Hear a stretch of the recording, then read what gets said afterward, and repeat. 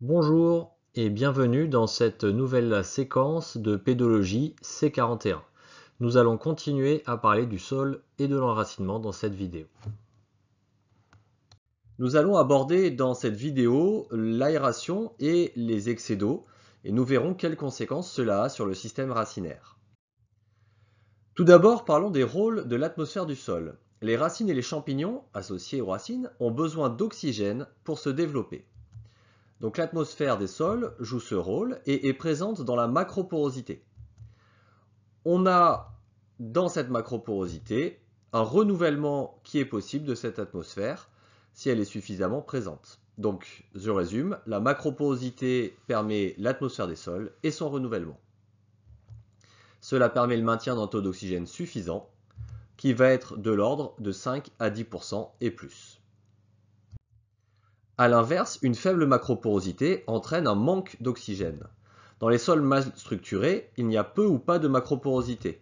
Le taux d'oxygène va descendre en dessous de 2%. Cela entraîne hypoxie racinaire, mortalité des racines et des mycorhizes associées, et des problèmes sanitaires par ailleurs. Donc ce sont des graves conséquences. Un engorgement a lieu quand les apports d'eau sont supérieurs au départ. On va donc regarder la pluie, les apports latéraux également, par exemple quand on est en bas de pente, les remontées de nappes profondes sont des cas plus particuliers. A l'inverse, les départs, on va retrouver l'évapotranspiration, les écoulements latéraux ou le drainage vertical. Un engorgement a lieu quand les départs sont inférieurs aux apports. Il y a donc une influence de la végétation, de la topographie et du sol. Cela amène à plein de situations différentes d'engorgement. L'engorgement se constate sur le terrain par la présence d'eau libre. Qu'est-ce que cela veut dire? Quand je fais une fosse dans le sol, s'il y a un engorgement, il y a de l'eau qui circule dans le sol latéralement, et je vais donc voir apparaître une nappe d'eau au fond de ma fosse. Elle correspond tout simplement au niveau de l'eau dans le reste du sol. En fait, en creusant ma fosse, j'ai enlevé de la terre et de l'eau, donc c'est pour ça que l'eau met du temps à revenir et remplir le trou que j'ai creusé. Il faut bien différencier engorgement du sol et excès d'eau. On peut avoir un engorgement court, c'est le cas par exemple en cas d'une forte pluie. L'eau dans ce cas-là est oxygénée et cela a peu de conséquences sur les systèmes racinaires et sur le fonctionnement du sol. A l'inverse, on peut avoir un engorgement long, par exemple en hiver, l'eau de pluie a du mal à s'écouler dans le sol, stagne et reste longtemps. Dans ce cas, l'eau est peu ou pas oxygénée et cela va entraîner ce qu'on appelle un excès d'eau. Donc un excès d'eau, c'est un engorgement long avec une eau peu ou pas oxygénée. Il y a une grande différence entre les deux, il ne faudra pas les confondre sur le terrain. Nous allons voir comment maintenant. Un excès d'eau entraîne un manque ou une absence d'oxygène, c'est ce qu'on vient de voir. Donc ça veut dire que cette eau peu ou pas oxygénée fait qu'il y a peu ou pas d'atmosphère du sol. Cela a des conséquences très graves sur le fonctionnement des arbres. Un excès d'eau se reconnaît par le développement de traces d'hydromorphie. L'eau étant peu ou pas oxygénée, on est dans ce qu'on appelle un milieu réducteur. C'est l'inverse d'un milieu oxydant.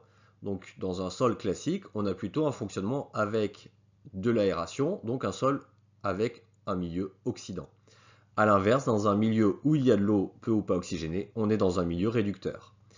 Cela a pour conséquence un changement de couleur dans le sol, avec le fer classiquement présent ferrique, Fe3+, qui va devenir fer ferreux, Fe2+, il n'a pas la même couleur.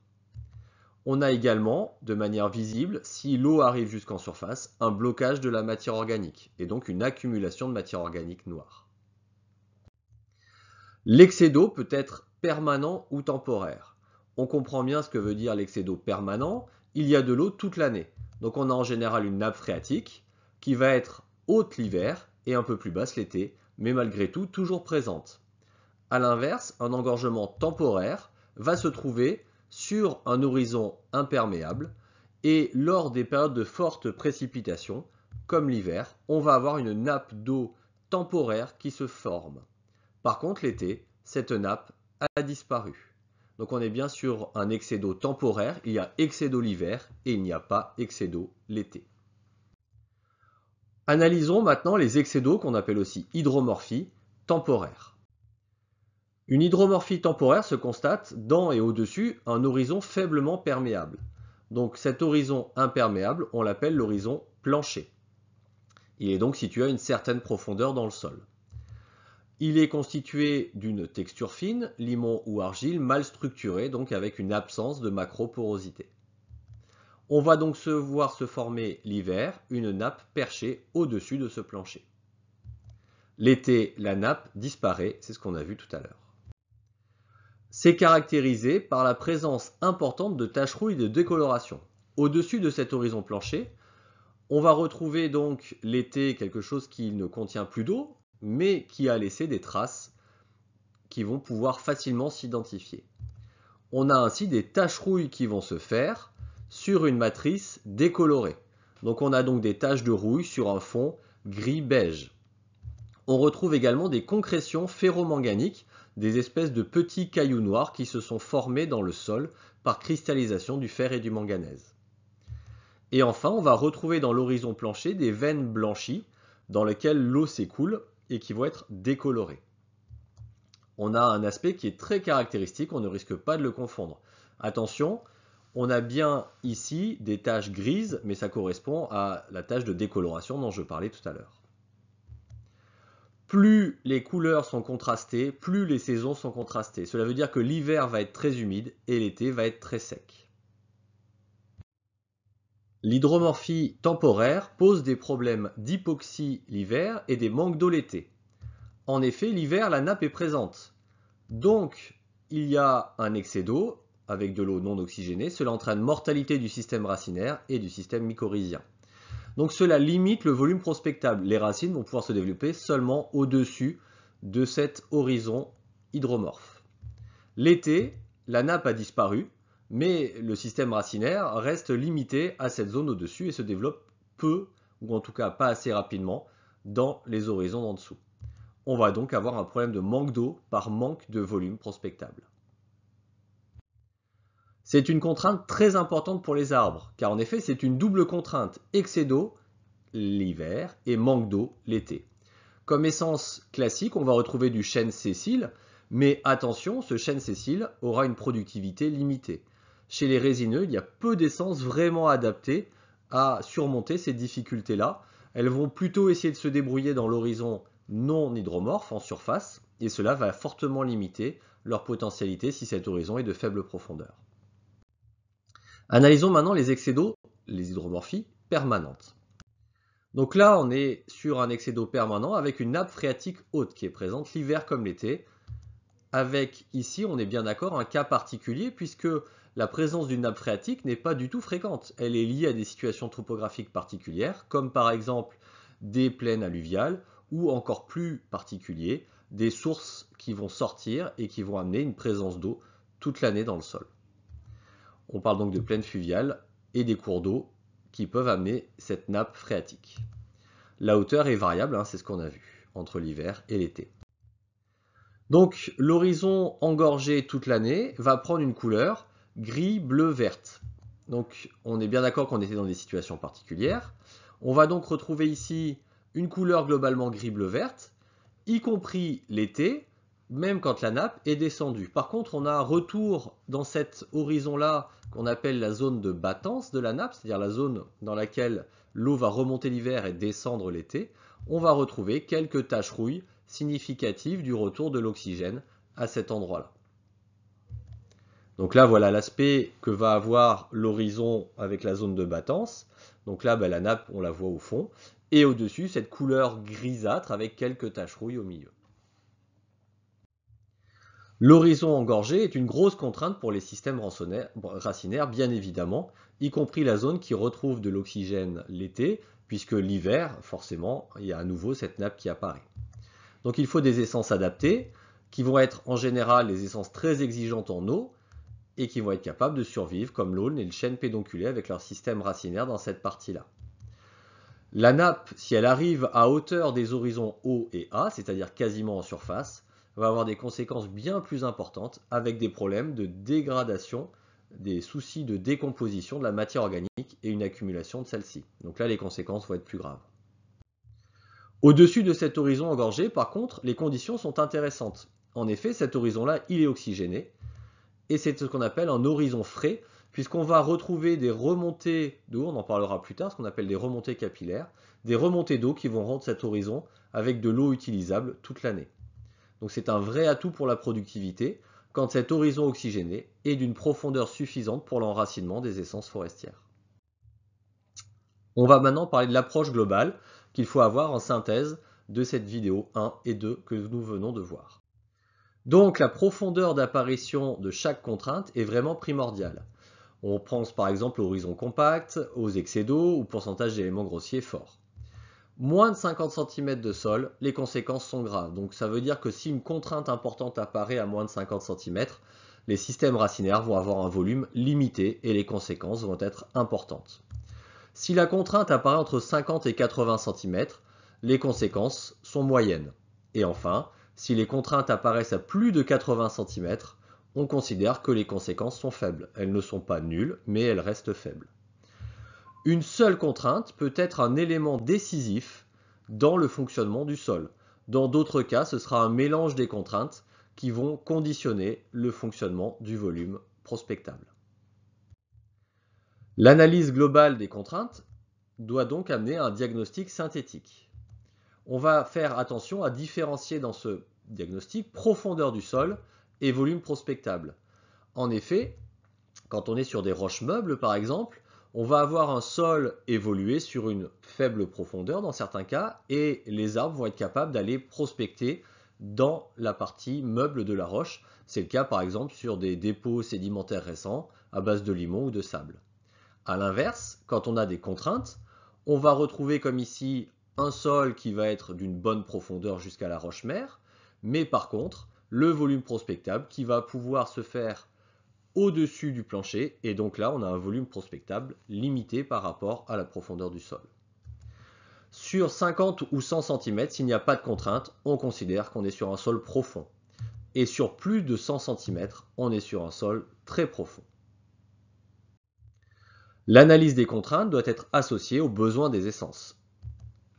On va regarder les racines visibles dans une fosse pédologique. Ce sera un bon indicateur du volume prospectable des essences présentes.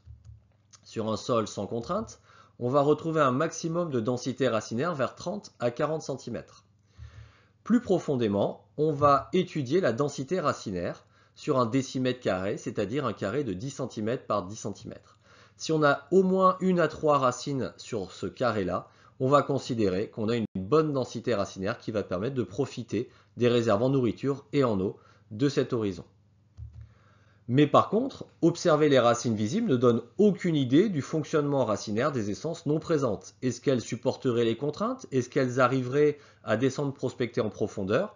C'est là que l'analyse du volume prospectable, en lien avec les besoins des essences, peut permettre d'imaginer l'introduction de nouvelles espèces. L'homme n'améliore que marginalement le volume prospectable en forêt. En effet, la macroporosité est d'origine structurale principalement. Et l'amélioration avec un travail du sol peut être faite, certes, comme par exemple avec un labour ou un griffage, mais cela est relativement coûteux par rapport aux investissements habituels en forêt, et cela peut avoir des conséquences négatives. Par exemple, le labour mélange les horizons du sol, et en particulier l'horizon organo-minéral, l'horizon A et l'humus, et il va donc y avoir une perte de fertilité en surface qui peut avoir des problèmes, qui peut entraîner des soucis sur, par exemple, la régénération. Le passage d'engins lourds, à l'inverse, dans un sol forestier, va entraîner une destruction de la structure et évidemment, cela va avoir des contraintes graves, cela va entraîner des contraintes graves. Parlons des fragilités maintenant d'un sol forestier, on va rejoindre l'analyse qu'on vient de faire. Donc, près de 50% des sols forestiers sont sensibles à très sensibles au tassement. C'est vraiment quelque chose qu'on ne peut pas négliger, il faut se poser la question systématiquement. La texture limoneuse, c'est la plus fragile. En effet, c'est une texture où il n'y a pas de ciment, comme les ciments organiques ou les ciments argileux. Et donc, ils sont très sensibles au passage d'engins lourds. Sensibles également au piétinement, c'est ce qui va se passer dans les zones d'accueil du public. Vous avez tous déjà vu des barrières qui limitaient le passage du public pour éviter ce tassement des sols, et donc un problème d'asphyxie racinaire et de régénération. On va donc avoir sur texture limoneuse ce qu'on appelle un tassement. Donc le tassement, on a tout simplement le sol qui est enfoncé, tassé en profondeur. Sur texture argileuse, on a aussi une sensibilité. On va avoir ce qu'on appelle un orniérage. Donc l'orniérage, la différence par rapport au tassement, c'est qu'il y a un rejet sur le côté des matériaux. Donc ça, c'est un tout petit peu moins grave puisqu'il y a un peu moins de tassement. Par contre, ça a des conséquences quand même importantes à court et moyen terme en termes de passage de l'eau et de l'oxygène. L'humidité est toujours un facteur aggravant, donc on va avoir tendance à travailler aujourd'hui systématiquement sur sol sec. Les conséquences peuvent être graves. Avec le tassement, on a une perte de la macroporosité, une réduction des flux d'eau et d'air, une hypoxie racinaire, des excès d'eau, et donc une perte de productivité et de régénération. On va donc prévoir des cloisonnements d'exploitation qui limiteront ces impacts à des zones sur un faible pourcentage de la surface et qui auront donc beaucoup moins de conséquences. Un sol limoneux à nu est lui sensible à l'érosion. Au-delà du tassement, on peut avoir d'autres soucis. Et ce matériau limoneux, qui est comme on l'a dit peu cimenté, avec des agrégats s'ils sont présents fragiles, va donc être sous pente, sous forte pluie, soumis à une érosion rapide. Donc ça c'est très difficile à maîtriser. Dès qu'il y a une coupe rase, on a un risque d'érosion, en particulier sur ces matériaux limoneux. Voilà pour ces vidéos sur le sol et l'enracinement. Il faut évidemment bien maîtriser la notion de volume prospectable et les contraintes qu'on peut trouver et qui vont limiter ce volume prospectable, et faire le lien avec le besoin des essences. C'est indispensable avant d'aller plus loin dans l'analyse du sol et ses atouts et contraintes pour un peuplement forestier.